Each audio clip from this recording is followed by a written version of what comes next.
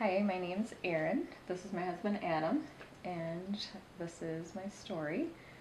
Um, about 3 years ago, I was diagnosed with stage 3 stomach cancer and went through a surgery, 6 months of chemo, radiation, and more chemo.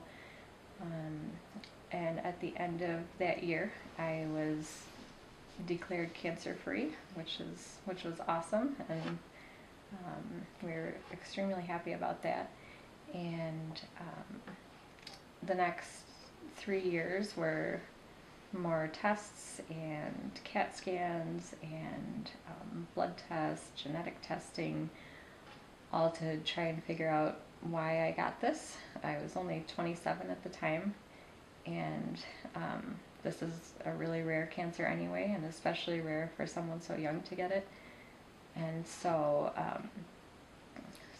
all those tests that I had during those 3 years, they were all clear, and I was still cancer-free. And then this past October, I had a CAT scan that showed a 2 by 4 inch mass in my abdomen, and it was ultimately decided that I needed surgery to remove it and try and figure out what it was.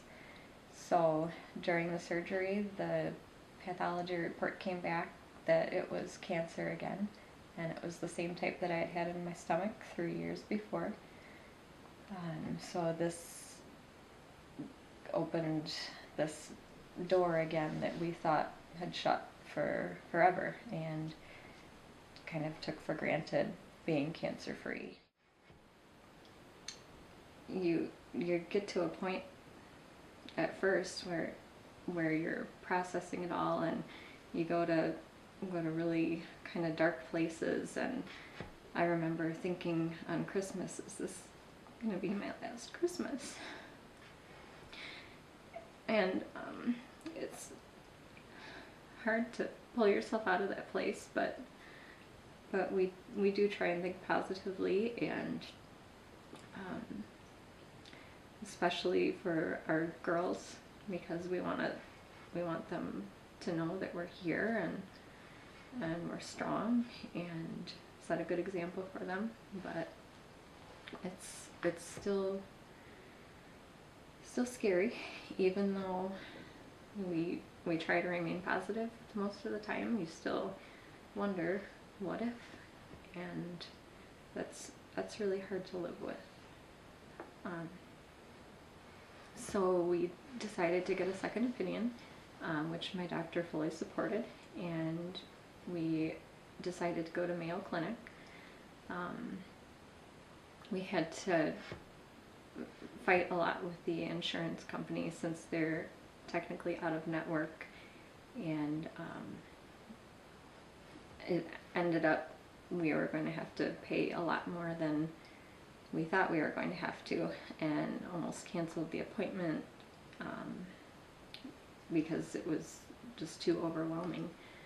Luckily we were able to do it, but it's been a really financially difficult, trying to figure out which hospital bill to pay, which regular bill to pay, make sure the kids are okay, everybody's okay. And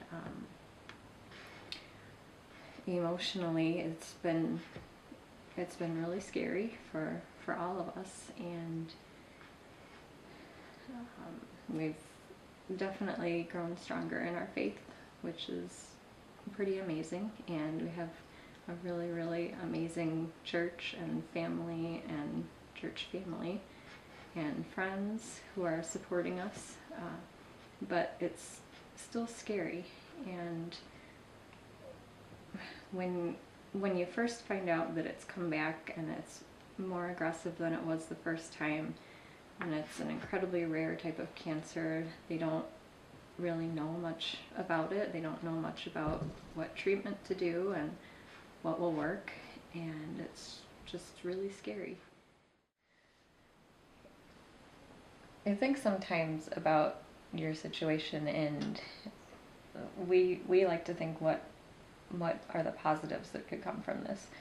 So one of the things that I want to do is spread awareness about this cancer, and since it is really rare, and some of the symptoms that if you're having, even if you don't think it's anything, you should always go to the doctor and get it checked out, even if you're stubborn and don't like to go, because if I had gone and gotten it checked out sooner, I don't think I'd be in this position right now. So stomach cancer it's really rare, and they don't often catch it until stage 3 or 4. But some of the symptoms are if you get full really fast after you eat, stomach pain when you're hungry, like a burning sensation in your upper stomach. And I know these symptoms are really vague, and they could be a lot of different things. So if you have these, don't think, oh my gosh, I have cancer, because you probably don't. But it is there, and it can happen, and it's serious. And I think that if something good can come out of this, it's spreading awareness of it, and reminding people that you can still live and have a life and be happy and be positive, because that's what we do. And a lot of people ask or feel uncomfortable or awkward talking to me about it, but it's okay. Even if you don't know what to say, you can say, just want you to know I'm praying for you, or I'm thinking about you, and we like that. That's really comforting. And it's okay if you don't know what to say, because I've been in your shoes before too, and it is kind of an awkward situation, but it's okay.